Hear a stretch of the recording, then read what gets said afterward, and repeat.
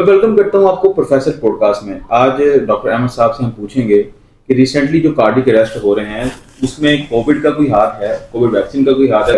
लोगों ने एक मिथ बना ली है कि जो कार्डियक अरेस्ट है वो कोविड वैक्सीन की वजह से हो रहे हैं। तो सबसे पहले तो मैं वेलकम करता हूँ सर। अस्सलाम वालेकुम। जी वालेकुम अस्सलाम। सर कैसे हैं आप? ठीक है अल्हम्दुलिल्लाह मैं ठीक ठाक। सर, अभी रिसेंटली कार्डियक अरेस्ट का जो सिलसिला है वो बढ़ता जा रहा है। इंडिया में भी हुआ है, पाकिस्तान में भी हुआ है। तो आप मुझे बताइए कि कार्डियक अरेस्ट जो है वो किस वजह से होता है? अच्छा, सडन कार्डिक अरेस्ट यानी कि अचानक तौर पे दिल की हरकत बंद हो जाना, तो हम ये डेफिनेटली नहीं कह सकते कि ये बढ़ रहा है। इंसिडेंसेस पहले भी होते हैं और सडन कार्डिक डेथ की डेफिनेट काजेज़ होती हैं, वो पहले भी केसेस वो रिपोर्ट होते हैं। लेकिन अभी चूंकि सोशल मीडिया का दौर है और हर बंदा अपने हाथ में मोबाइल लेके बैठा हुआ है, किसी ना किसी वक्त आपकी कोई ना कोई वीडियो बना रहा है, स्पेशली अगर आप कोई इंपॉर्टेंट एक्टिविटी कर रहे हैं तो उस दौरान इस तरह के केसेस रिपोर्ट होते हैं जो कि हाईलाइट हो जाते हैं। तो आप ये कह सकते हैं कि सडन कार्डिक डेथ जो हैं वो हाईलाइट हो रही हैं और रिपोर्ट ज़्यादा हो रही हैं। होती तो पहले भी थी।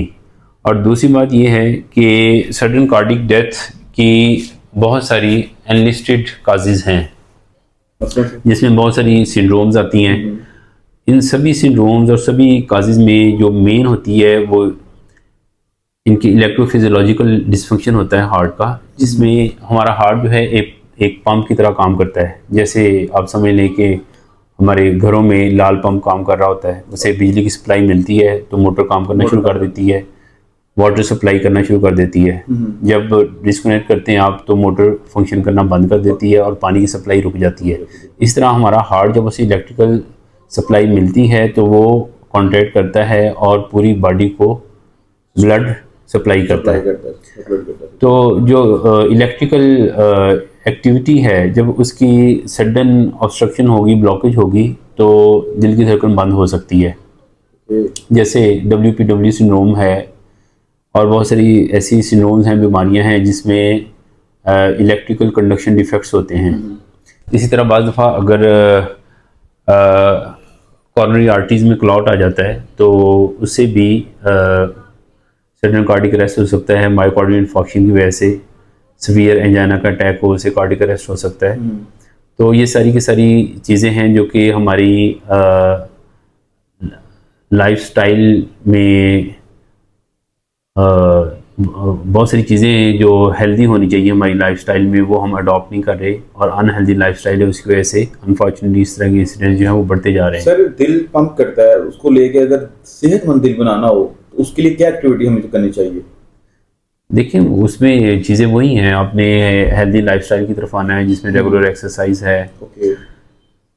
और खाने में आपने ज़्यादा तली चीज़ें, बाज़ारी खाने, मिर्च मसाले, जो सैचुरेटेड फैट्स हैं वो आपने ज़्यादा नहीं लेनी होती। सिंपल डाइट आपने लेनी है, घर की बनी हुई खुराक, सब्जियों फल का इस्तेमाल आपने ज़्यादा करना है, जिसमें प्रोटीन है, कार्बोहाइड्रेट्स हैं, मिनरल्स हैं, वाइटामिन्स हैं। ये वाली डाइट आपने ज़्यादा लेनी होती है। और दूसरा फैट प्रोडक्ट्स जो हैं और शुगर, मीठा जो है, इसका इस्तेमाल कम करना चाहिए। शुगर और मीठे का इस्तेमाल कम करने से एक तो आपका वज़न नहीं ज़्यादा बढ़ता, हाँ जी, और दूसरा जो फ़ैट ज़्यादा लेने से जिस्म में कोलेस्ट्रॉल एक्यूमुलेशन होती है और इस कोलेस्ट्रॉल एक्यूमुलेशन ही की वजह से आपको कॉर्नरी आर्टरी डिजीज़ हो रही होती है, यानी कि आपको दिल के मसाइल बन रहे होते हैं। सर, रिसेंटली कार्डियक अरेस्ट काफ़ी हो रहे हैं भाई। प्रोफेसर का आपने देखा होगा कि वो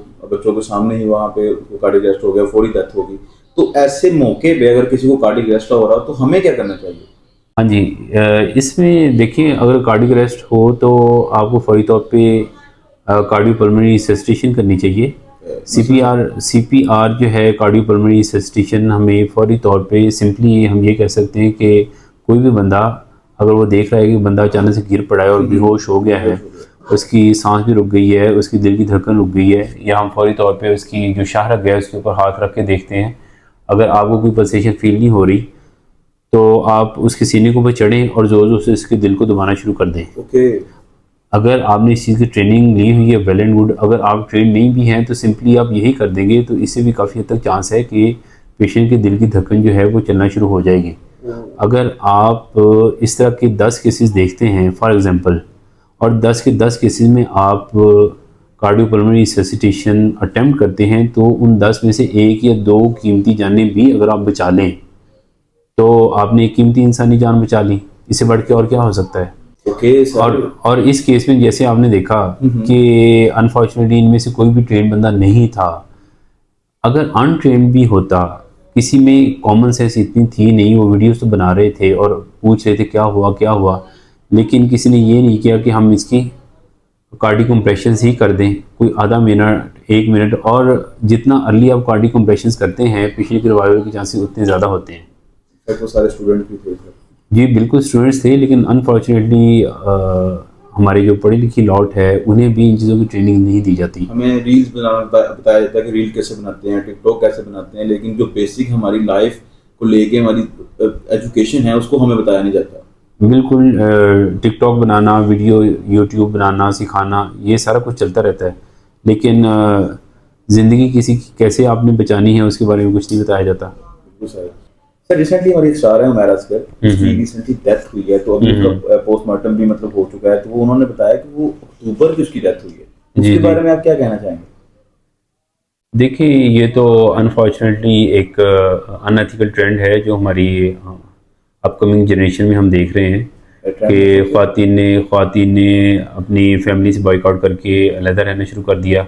मेरे जिस्म मेरी मर्जी का नारा लगा के उन्होंने, जब आप फैमिली को बॉयकॉट करेंगे तो जाहिर बात है आपके आखिरी अय्याम ऐसे ही गुजरेंगे। जब बहुत अच्छा टॉपिक हाईलाइट किया आपने कि मेरा जिस्म मेरी मर्जी। देखिए ना तो हमारा मज़हब इस चीज़ की इजाज़त देता है, ना हमारा मुआशरा इन चीज़ों की इजाज़त देता है। और जब आप अपने सारे रिश्ते नाते तोड़ के बिल्कुल अलहदा रहना शुरू कर देंगे, हमारा मज़हब जो है वो ख़वातीन को जितने हकूक़ देता है कोई भी मज़हब इतने हकूक़ नहीं देता। और बिलखुसूस ख़वातीन को तो अलहदा रहना इस तरीके से इंतहाई मायूस समझा जाता है। औरत को मुआशरे में बाइज़्ज़त मुकाम हासिल करने के लिए मर्द का सहारा चाहिए होता है। क्या बात, बहुत बड़ी बात की सर आपने बोली। अब अगर वो अपनी फैमिली के साथ रह रही होती तो कम से कम उसका इतना भयानक अंजाम ना होता या इतनी शर्मनाक मौत से उसे ना गुजरना पड़ता, उसे कोई बाइज़्ज़त मौत मिलती। देखिए जीना मरना हर इंसान की डेस्टिनेशन है, उसने मौत कुल्लु नफ्सिन ज़ाइक़तुल मौत। लेकिन अगर आप इस तरीके से ज़िल्लत की मौत मरते हैं तो ये हमारी जनरेशन के लिए एक सबक है कि अगर आप ज़िंदगी के मज़े जीते रहते हैं लेकिन आखिरी वक्त में आपका कोई पूछने वाला नहीं होता, परेशान हाल नहीं होता, किसी को यही नहीं पता चलता कि आप किस मौत मार रहे हैं, और 6 महीने तक आपकी लाश पड़ी रहे, उसमें बदबू आना शुरू हो जाए, उसमें कीड़े पड़ जाएँ और आपके जनाजे को कोई कंधा देने के लिए तैयार ना हो, तो मेरे ख्याल में इस तरह की जो लोग ज़िंदगी गुजार रहे हैं, ख़ास तौर पे हमारी बहनें बेटियां जो इस तरह की ज़िंदगी गुजार रही हैं और ऐसे लोगों को फॉलो कर रही हैं, उन्हें अपने इस लिविंग स्टाइल को रिव्यू करना चाहिए। सर बहुत अच्छा मैसेज दिया आपने, ये बहुत अच्छा आज के जनरेशन के लिए मैसेज है कि ज़िंदगी का मज़ा फैमिली के साथ, अपनों के साथ। बिल्कुल, ज़िंदगी का मज़ा अपनों के साथ। सर बहुत शुक्रिया आपका। और ये था सर का छोटा सा मैसेज कि ज़िंदगी अगर जीना चाहते हैं तो अपनों के साथ जिए, और एजुकेशन इंतहाई ज़रूरी है। आप अगर मेडिकल फील्ड में नहीं है फिर भी मेडिकल फील्ड के बारे में जानें, ताकि अगर आपका कोई रिश्तेदार या कोई आपका चाहने वाला ज़िंदगी की बाजी से लड़ रहा है तो आप उसको बचा सकें। तो मिलते हैं अगले पॉडकास्ट में, तब तक के लिए अपना ख्याल रखें। अल्लाह हाफिज़।